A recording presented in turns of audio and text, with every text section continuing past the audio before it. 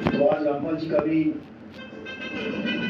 एक भांडा फोड़ होगा। भांडा फोड़ क्या, आज तो जगह उखाड़ी जाएगी, रात में वो वीडियो आएगी।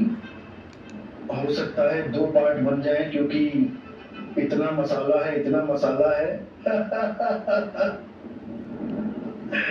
कि मुझे नहीं लगता कि एक 2 घंटे 3 घंटे की वीडियो में भी वो चीजें खत्म होंगी। लेकिन कोशिश करूंगा कि एक में ही निपटारा कर दे, क्योंकि मैं नहीं चाहता कि बार बार इस कैदी के लिए मैं अपना समय बर्बाद करूं।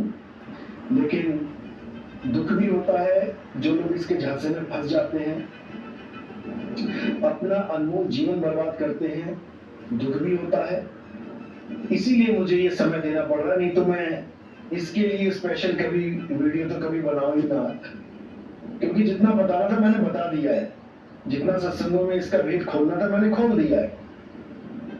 इन कालदूतों के लिए अलग से वीडियो बनाना मेरा बिल्कुल मकसद नहीं है, लेकिन जीवों के कल्याण के लिए बहुत कुछ करना पड़ता है, बहुत कुछ करना पड़ता है। इतना समय हमारे पास नहीं है कि ऐसे लोगों के लिए वीडियो बनाते फिरे। लेकिन फिर भी 100 सुनार की 1 लोहार की, आज वो घन पड़ेगा, जिसके बाद पंजाबी च कहते इधर चिब्बा हो जाऊगा कि दोबारा ते सीधा नहीं होना ही इंडियन आर्मी एक जॉब है ही, यानी ऐसा डेंट डाल देंगे कि वो डेंट सारे जीवन नहीं निकलेगा। आज वो घन पड़ेगा, और जो विवेकी होगा वो इसके जाल में नहीं फंसेगा।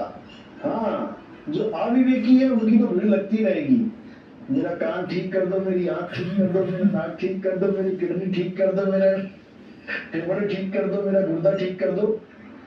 खुद के दांत नहीं ठीक हो रहे हैं, वो दवाइयां खा खा के परेशान है।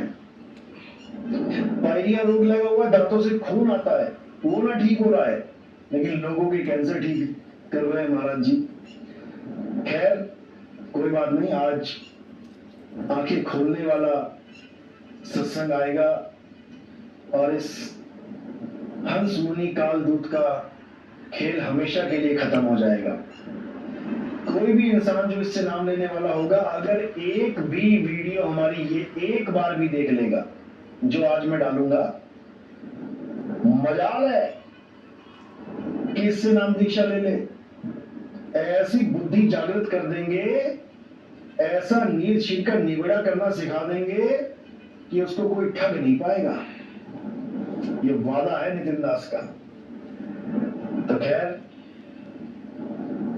मुद्दे पे आते हैं क्योंकि दूसरों को क्या बोले, अपनी पंथ में रार मची हुई है दूसरों को क्या समझाए, अपने वाले मूर्ख बड़े बैठे हैं। तो हमारे पंथ में भी अब एक जलजला आने वाला है जलजला इसलिए बोला क्योंकि उसके आने के बाद जल और जला ही दिखाई देगा हर जगह सब जले भूले नजर आएंगे, गालियां देते नजर आएंगे, क्योंकि अब वो गुप्त भेद खुलने वाले हैं जिसके लिए पूरा संसार इंतजार कर रहा है, जिसके लिए मुसलमान इंतजार कर रहा है कि वो कब आएंगे, वो कब आएंगे, जिसके लिए हिंदू इंतजार कर रहा है वो कब आएंगे, जिसके लिए सिख इंतजार कर रहा है वो कब आएंगे, जिसके लिए यहूदी इंतजार कर रहा है वो कब आएंगे, जिसके लिए बुद्धिस्ट इंतजार कर रहे हैं कि जिसके लिए ईसाई इंतजार करते कि वो कब आएंगे।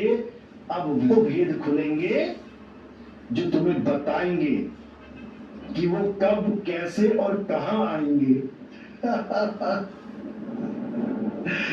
क्योंकि ये हर ग्रंथ में पहले से ही मौजूद है, पहले से ही बता रखा है कि कोई ना कोई तो एक ऐसा आएगा जो पूरे संसार को सत्य की राह दिखाएगा। ये तो लिखा हुआ है, इसमें कोई शक नहीं है, लेकिन वो कौन है, कब आएगा, कहां आएगा, ये किसी ग्रंथ में नहीं लिखा है, ये किसी में नहीं लिखा है, ये केवल एक ग्रंथ में लिखा है, क्योंकि उसका ही अभिनंदन होगा पूरे संसार में, पूरे विश्व में उसका अभिनंदन होगा जिसका इंतजार पूरे विश्व को है। इसीलिए इस ग्रंथ का नाम अभिनंदन ग्रंथ रखा गया है। और जिन गुरुओं ने ये ग्रंथ छापा, उन्हीं के चेलों को नहीं पता कि ग्रंथ कौन सा है, क्या नाम है, क्या लिखा है। सोचो, बढ़िया गद्दी के सत्याचार्य प्रकाशपति साहिब, जिन्होंने इस ग्रंथ को छपवाया सन 1986 में। सोचो, 1986 में जो ग्रंथ छपा है वो अब जाकर खुलेगा। बड़े बड़े संत आए मदन पंथ में, ग्रंथ को पढ़ा भी, लेकिन कोई समझ ही नहीं पाया कि इसमें लिखा क्या है, क्योंकि उनकी बुद्धि वहां तक नहीं पहुंच पाएगी जहां तक उस ग्रंथ में बातें लिखी गई हैं। क्यों नहीं पहुंच पाएगी? कारण क्या है? क्योंकि वो ग्रंथ उनके लिए लिखा ही नहीं गया था। इसीलिए किसी ने भी उस पर ध्यान नहीं दिया।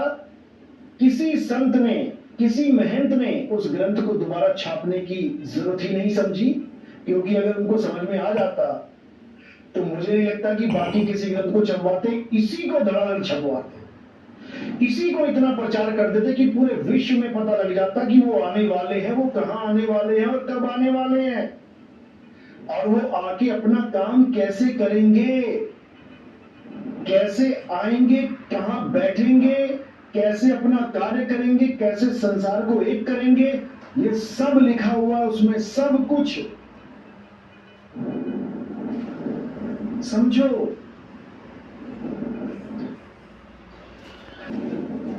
हर बात लिखी गई है, लेकिन सबसे छुपा के रखी गई, सबसे छुपा के रखी गई।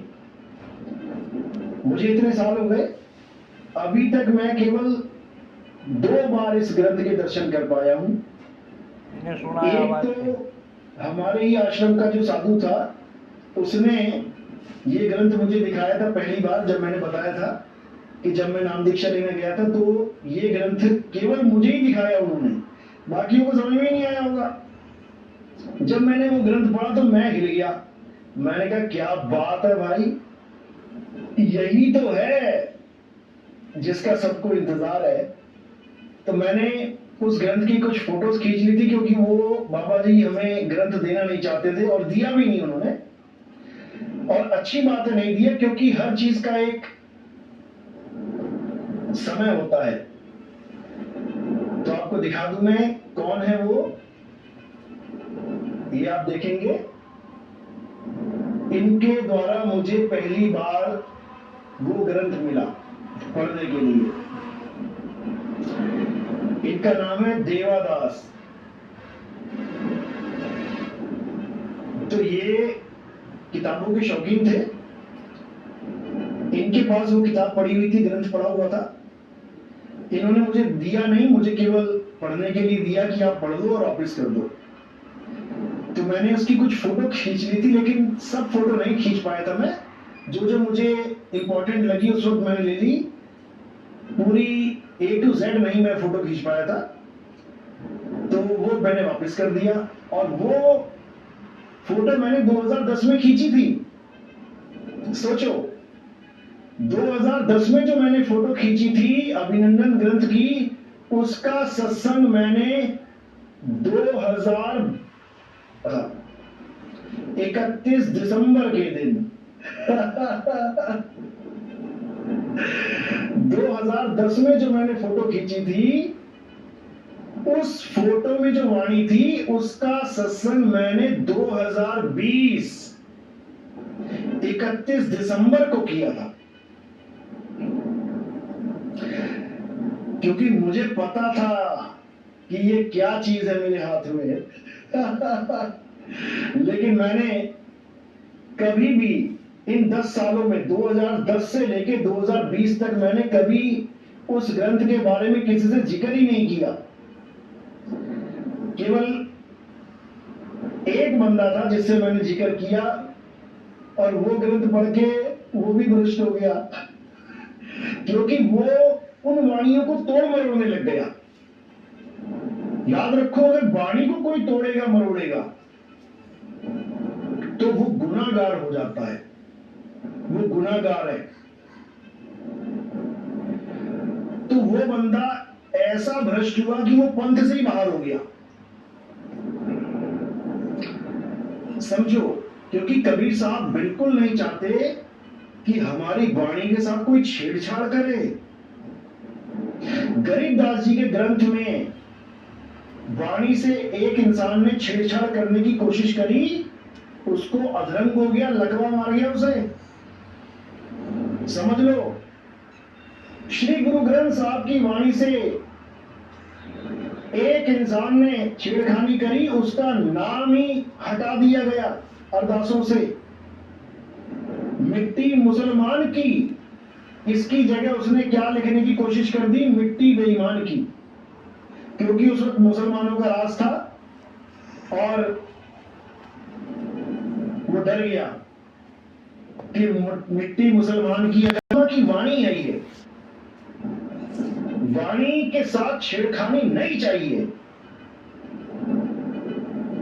तो उनका नाम सिखों ने अरदास में से हटा दिया, उनका नाम नहीं लेता कोई। और इस रामपाल जी ने तो, इस कैदी ने, मैं आज बताऊंगा आपको, आज की वीडियो जो आएगी, इसने तो वाणी घात किया है।